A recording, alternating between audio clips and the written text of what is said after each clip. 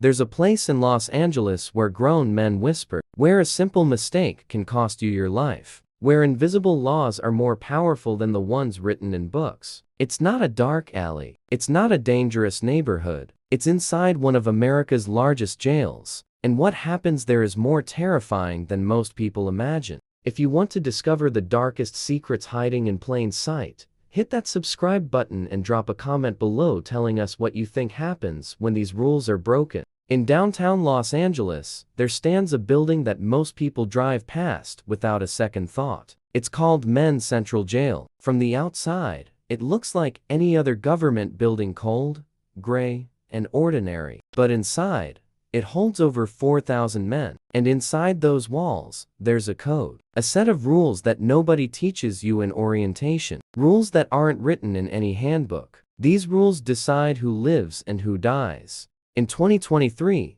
something strange started happening. People were dying inside LA County jails at a rate nobody had ever seen before. One death, then another, then another. By the end of that year, 103 people had died. That's almost 2 people every week. Dead.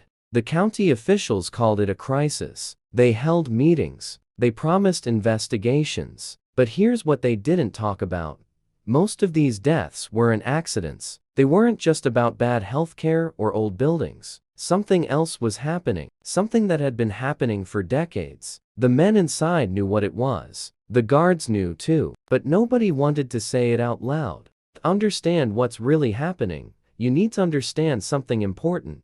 Prison has 2 sets of laws. There are the official rules, the ones the government writes down. Don't fight. Don't steal. Follow the guards' orders. These rules are posted on walls and printed in handbooks. But then there are the other rules, the ones that matter more. These rules don't come from the government. They come from the inmates themselves. And if you break them, no guard can protect you. No lawyer can save you. No amount of begging will help. Let me tell you about Marcus. That's not his real name, but his story is real. Marcus was 23 years old when he first entered Men's Central Jail. He was arrested for something small, a fight that got out of hand. He thought he'd be there for a few weeks, maybe months. He thought he'd keep his head down and stay out of trouble. On his first day, an older inmate approached him. The man didn't threaten him, didn't yell. He just talked, quiet and calm. "You need to understand something," the man said. "The guards don't run this place. We do, and there are rules you need to follow." Marcus nodded. He wanted to seem tough. He wanted to seem like he understood. But he didn't. Not really.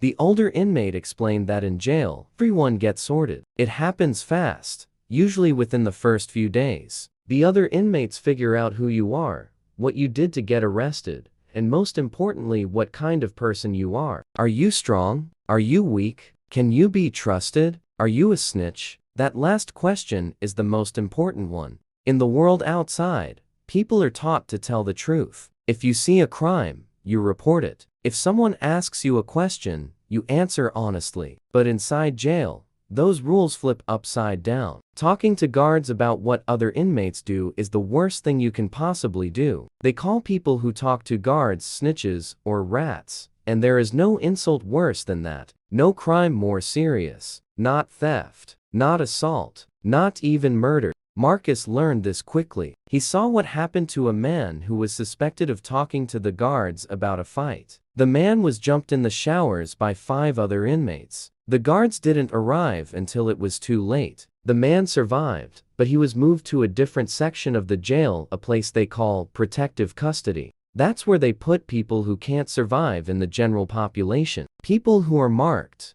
People who broke the rules. But the no snitching rule is just the beginning. There are dozens of other rules, and they're all connected to one thing: respect. In jail, respect is like oxygen. You need it to survive. And just like in the outside world, respect comes from power. But inside, power doesn't come from money or jobs or education. It comes from 3 things: your race, your gang affiliation, and your reputation. When Marcus first arrived, he noticed something strange. The inmates didn't mix. The black inmates sat together in one area, the Hispanic inmates in another, the white inmates in another, and within each group, there were smaller groups, gangs, each with their own leaders and their own rules. These gangs run the jail, not officially, of course, but in reality, they control everything. They control who sits where, who talks to whom, who gets protected and who gets hurt. Each gang has a leader, and that leader has power that seems almost magical. With just a word, a look, or a small gesture, he can order someone to be attacked. He can decide if you're allowed to work in the kitchen. He can even decide if you're allowed to use the phone. And here's the scariest part. You can't choose to stay neutral. Everyone has to pick a side. If you're black, you're expected to align with the black gangs. If you're Hispanic, you align with the Hispanic gangs. It's not really a choice. It's automatic. But which gang you join within your race? That's where things get complicated. Marcus learned that some gangs were at war with each other, even gangs from the same race. A wrong word, a wrong gesture, could mark you as an enemy. And enemies don't last long. One day, Marcus was playing cards with some other inmates. It was a casual game, just to pass time. But then someone accused another player of cheating. The accused man laughed it off, said it was just a game, no big deal. But it was a big deal. The next morning, that man was found in his cell, beaten so badly he couldn't walk. Nobody saw anything. Nobody heard anything. And when the guards asked questions, every single inmate said the same thing. I don't know what happened. That's when Marcus truly understood. These weren't just rules. This was a system, a government inside the government, and it was more powerful than anything official. But Marcus still didn't know the most important rule, the deadliest one, the rule that had caused more deaths than any other. He was about to learn it, though, and when he did, everything would change. Because deep inside Men's Central Jail, there was a secret, a truth that the gangs protected with violence, a line that, once crossed, meant certain death, and Marcus was about to stumble right across it. 3 weeks into his stay, Marcus thought he was starting to understand how things worked. Keep quiet, show respect, stay with your group, don't ask questions. Simple rules for survival. But he was wrong. One afternoon, Marcus was sitting in the day room when a new inmate arrived. The man looked scared, eyes darting around, hands shaking slightly. He was young, maybe 19 or 20. The guards brought him in and assigned him to a cell near Marcus. Marcus watched as the other inmates watched the new guy. Their eyes were cold, studying him like predators studying prey. Something felt wrong, but Marcus couldn't figure out what. That night, Marcus heard whispers, inmates passing messages from cell to cell. He couldn't make out all the words, but he heard enough. Paperwork, check him, and one phrase that made his blood run cold, he's no good. The next morning, the new inmate was gone, transferred out in the middle of the night for his own safety. Marcus never learned his name, but he learned something important. The inmates have ways of finding out everything about everyone. Paperwork, that's what they call it. Your official records, the documents that say why you were arrested, what you're charged with, who you talked to, what you told the police. On the outside, those papers are private. Inside jail, they become weapons. And certain charges are death sentences. Marcus learned this from his cellmate, a man named Ray who'd been in and out of jail for 15 years. Ray explained it one night when the lights were out, and nobody could hear them clearly. There are crimes you can come back from, Ray whispered. Robbery, assault, drugs, even murder in some cases. But there are other crimes. Crimes that get you killed. Like what? Marcus asked. Ray was quiet for a long moment. Anything involving kids, anything involving rape, and anything that makes you look weak or predatory. You come in here with those charges, and you're done. They'll find out. They always find out. How? Marcus asked. People have connections on the outside. Gang members have family, friends, people who can look things up. Sometimes guards leak information. Sometimes it's in the news. And sometimes, the accused person himself makes a mistake, says something, acts wrong, can't show his paperwork when asked. Marcus felt sick. What happens to them? They get checked off the yard, Ray said. That means removed. Violently. This was the rule that Marcus hadn't understood. The rule that was deadlier than any other. In jail, your crime defines you, and certain crimes make you less than human in the eyes of other inmates. They call these people by different names: chomos, rapos, skinners. The words are slurs, designed to dehumanize. And once you're labeled with one of these names, you become a target. But here's what makes this rule so deadly. You don't even have to be guilty. You just have to be accused. You just have to be charged. And if you can't prove your innocence to the satisfaction of the jail's real rulers, the gang leaders, then you're marked for violence. Marcus saw it happen firsthand 2 months into his stay. A middle-aged man arrived in their unit. He kept to himself, didn't talk much, didn't make eye contact. Within 3 days, inmates started asking him questions. Where was he from? What was he charged with? Could he show his paperwork? The man refused. It's none of your business, he said. I don't have to show you anything.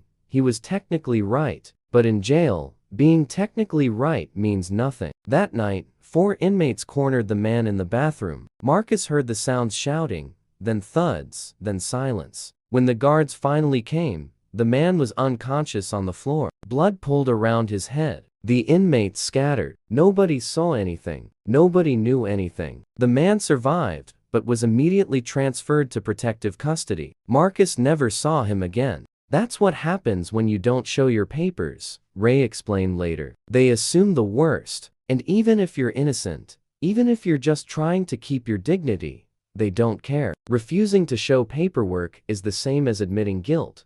Want to know how deep this rabbit hole goes? Subscribe and comment below with your thoughts, because what comes next will shock you. Marcus started paying closer attention to everything around him. He noticed patterns. Certain inmates had power that seemed to come from nowhere. They could make demands, give orders, and everyone listened. These weren't the biggest guys or the loudest. They were often quiet, calm, and controlled. These were the shot callers, the leaders. One of them was a man named Cisco. He was in his 40s, covered in tattoos that told stories Marcus couldn't fully read. Cisco barely spoke, but when he did, people moved. If Cisco nodded at you, you were protected. If Cisco looked away, you were on your own. Marcus learned that Cisco was a member of one of LA's oldest and most powerful gangs, a gang that had controlled parts of the jail for decades. And Cisco's word was law. But even Cisco followed rules. Rules that came from outside the jail, from gang leaders on the streets and in maximum security prisons across California. These leaders, locked away for life, still controlled what happened in county jails. They sent messages through visitors, through letters written in code, through new inmates who memorized instructions. And these messages carried orders: who to attack, who to protect, who to recruit, and who to kill. Marcus discovered something chilling. There were actual written rules, gang constitutions, documents that laid out codes of conduct, hierarchies, and punishments. These weren't rough guidelines, they were detailed, organized systems of governance. One gang had a list called the 28 Rules, 28 specific commandments that members had to follow. Things like, never disrespect a fellow member, never cooperate with law enforcement, always put the gang before yourself, never show weakness. Breaking these rules meant punishment. Minor violations might earn you a beating from your own gang members. They call it getting violated or getting disciplined. Major violations meant something worse. Marcus heard about a gang member who was caught stealing from another member. The gang leaders held a trial right there in the jail. They heard evidence, deliberated, and reached a verdict: guilty. The punishment was called a green light. That means permission to kill. Once a green light is issued on someone,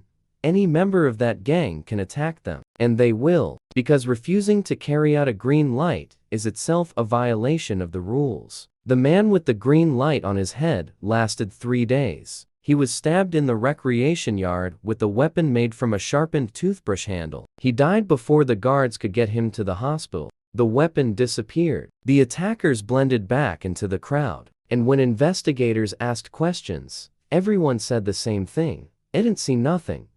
This was the system Marcus was trapped in. A shadow government with laws, courts, and executions. And the official government, the guards, the administrators, the officials in suits, seemed powerless to stop it. Or maybe they just didn't care. Marcus started noticing something disturbing about the guards. Some of them seemed afraid of the inmates. They avoided certain areas. They ignored obvious rule violations. They looked the other way when violence was about to happen. Other guards seemed to work with the gangs. They'd pass messages between inmates. They'd accidentally leave doors unlocked. They'd tip off gang leaders about upcoming searches or transfers. Ray explained it simply. Some guards are scared. Some are bought. Some are just lazy. Either way, we run this place, not them. But if the inmates ran the jail, and the gangs ran the inmates, then who really had power? Marcus was beginning to understand that the answer was complicated and terrifying. The real power belonged to the deadliest rule of all. The rule that everyone feared. The rule that Marcus was finally beginning to understand. It wasn't just about snitching. It wasn't just about showing paperwork. It wasn't even just about following gang orders. The deadliest rule was this: your reputation is everything, and once it's destroyed,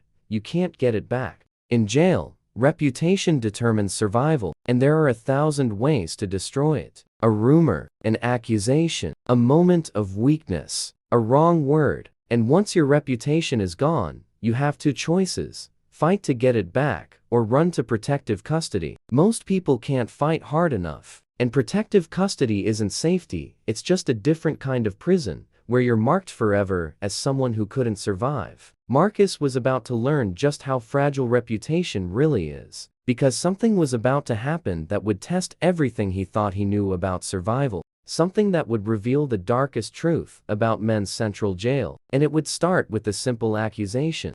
It started with a fight. Two inmates got into an argument over a basketball game. Stupid stuff, the kind of argument that happens every day in jail. But this time, guards had to break it up. They separated the two men and filed a report. The next day, one of the men was released. Just like that, he made bail and walked out. The other man stayed behind. And that's when the whispers started. Why did he get out so fast? Inmates asked each other. Did he make a deal? Did he talk? Marcus watched as suspicion spread like poison. The man who stayed, a guy named David, tried to explain. I didn't say nothing, he insisted. The guy just had money for bail. That's all. But nobody believed him. In jail, coincidences don't exist. Everything means something. And when something looks suspicious, inmates assume the worst. Within 2 days, David was isolated. Nobody would sit with him. Nobody would talk to him. When he entered a room,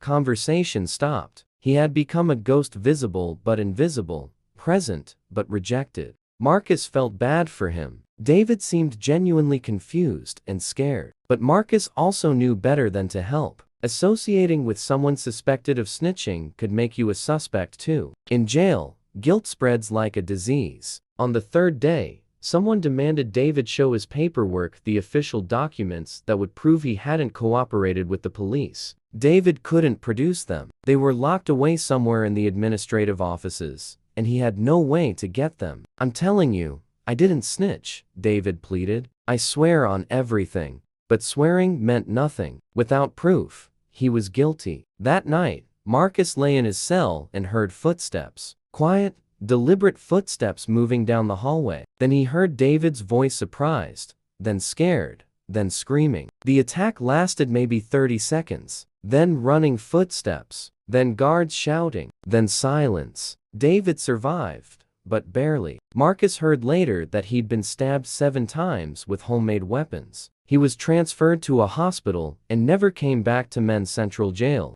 Nobody was ever charged with the attack. The cameras in that section had mysteriously malfunctioned, and every single inmate claimed they were asleep and heard nothing. This was the deadliest rule in action.